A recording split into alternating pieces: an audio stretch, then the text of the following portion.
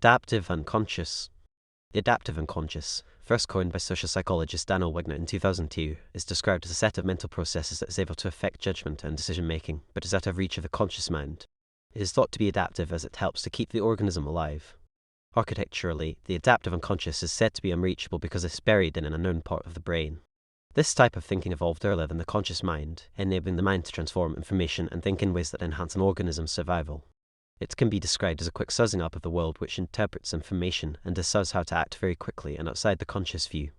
The adaptive unconscious is active in everyday activities such as learning new material, detecting patterns, and filtering information. It is also characterized by being unconscious, unintentional, uncontrollable, and efficient without requiring cognitive tools. Lacking the need for cognitive tools does not make the adaptive unconscious any less useful than the conscious mind, as the adaptive unconscious allows for processes like memory formation, physical balancing, language, learning, and some emotional and personality processes that includes judgment, decision-making, impression formation, evaluations, and goal pursuing. Despite being useful, the series of processes of the adaptive unconscious will not always result in accurate or correct decisions by the organism. The adaptive unconscious is affected by things like emotional reaction, estimations, and experience, and is thus inclined to stereotyping and schema, which can lead to inaccuracy in decision-making. The adaptive conscious does, however, help decision-making to eliminate cognitive biases such as prejudice because of its lack of cognitive tools. Overview. The adaptive unconscious is defined as different from conscious processing in a number of ways. It is faster, effortless, more focused on the present, and less flexible. It is thought to be adaptive as it helps to keep us alive. Processing information without us even realizing, then feeding any we do need to know to our conscious brain. In other theories of the mind, the unconscious is limited to low-level activities, such as carrying out goals which have been decided consciously. In contrast, the adaptive unconscious is now thought to also be involved in high-level cognition such as goal setting. The theory of the adaptive unconscious was influenced by some of Sigmund Freud and Carl Jung's views on the unconscious mind. According to Freud, the unconscious mind stored a lot of mental content which needs to be repressed. However, the term adaptive unconscious reflects the idea that much of what the unconscious does is actually beneficial to the organism, in closer accordance with Jung's thought.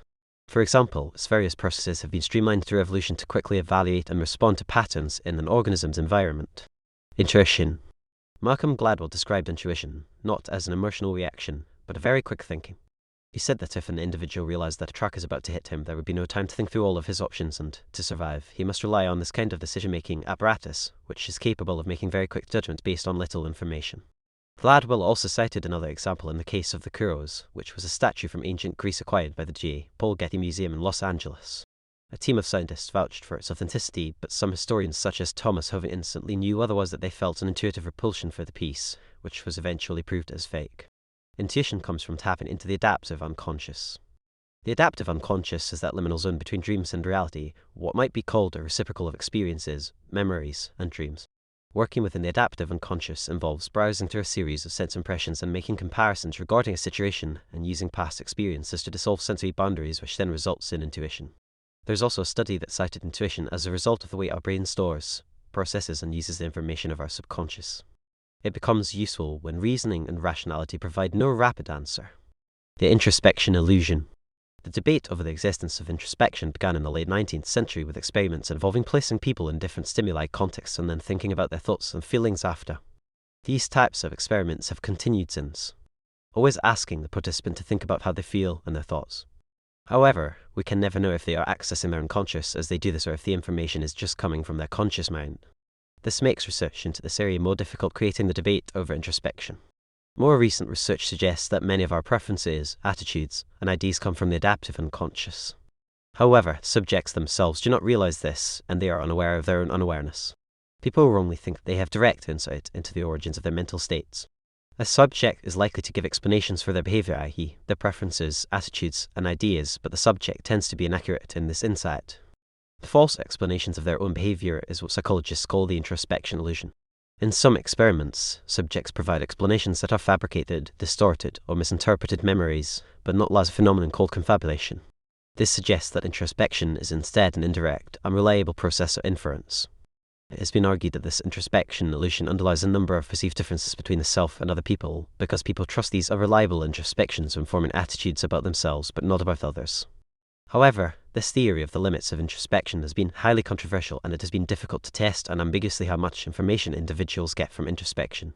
The difficulties in understanding the introspective method resulted in a lack of theoretical development of the mind and more into behaviorism. The difficulties of finding a method that worked, i.e., not self-reporting by the patient, mean there was a halt in this area of research until the cognitive revolution. Due to this, the need to understand the unconscious mind increased. Psychologists started to focus on the limits of the conscious mind and more stimuli and learning paradigm-focused experiments for the unconscious mind. This helps understand the limitations of introspection, or the lack of, as some would argue. Implicit-explicit relationships. The theory of introspection is highly controversial. This is due to research showing inconsistencies between our introspective reports and factors affecting our stimuli. This issue led to a new way to study introspective access by using the adaptive unconsciousness. This is done by looking at the implicit-explicit relationship, specifically the differences between the two. Explicit processes involve cognitive resources and are done with awareness. On the other hand, implicit processes require at least one of the following: lack of intention, lack of management, reduced awareness of where the responses came from, and finally high efficiency of processing. This shows the differences that occur between the two processes and the contention around the differences, as they cannot be pinned down to one specific thing. These differences between implicit and explicit factors is argued to be able to be used as evidence for introspection existence. If implicit processes become weaker than explicit processes, then it can result in larger differences between the two. This results in consequences for future information processing and the well-being of the person. However, if this occurs in the right conditions, it can allow for implicit processing output to enter the conscious mind. This leads to a small self-insight into the adaptive unconscious, allowing us to understand it more. Arguably, this argument of the independence of introspection existence based on the implicit-explicit relationship may actually be more conditional than originally thought. This view coincides with the idea that access to our unconsciousness is dependent on the competition between processes in their surrounding contexts. These contexts provide the association our stimuli have with certain aspects of society. For example, if you found pleasure in running, when running, your cognitive processes, either implicit or explicit, would tell your unconscious you are feeling joy without you realizing this was occurring. This could then be translated into the conscious mind. Adaptive unconscious versus conscious thinking. Many used to think most of our behaviors, thoughts, feelings all came from our conscious brain. However, as our understanding has grown, it is obvious our adaptive unconscious does much more than we originally thought. Once we thought the creation of goals and self-reflection occurred consciously, but now we realize it's all in our unconscious. Our unconscious and conscious minds do have to work together for us to continue efficiently functioning. We need to understand the dual system our brain uses between our adaptive unconscious and our conscious mind more.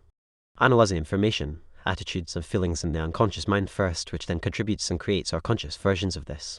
The debate is no longer whether the adaptive unconscious exists, but more which is more important in our everyday decision making. The adaptive unconscious or the conscious mind. Some would say it is becoming more and more apparent that our unconscious seems to be much more important than we originally thought, especially compared to our conscious brain. The low-level processing we used to think our adaptive unconscious did, we now realize may actually be the job of our conscious mind. Our adaptive unconscious may actually be the powerhouse in our brain, making the important decisions and holding the important information. It does this all without us even realizing.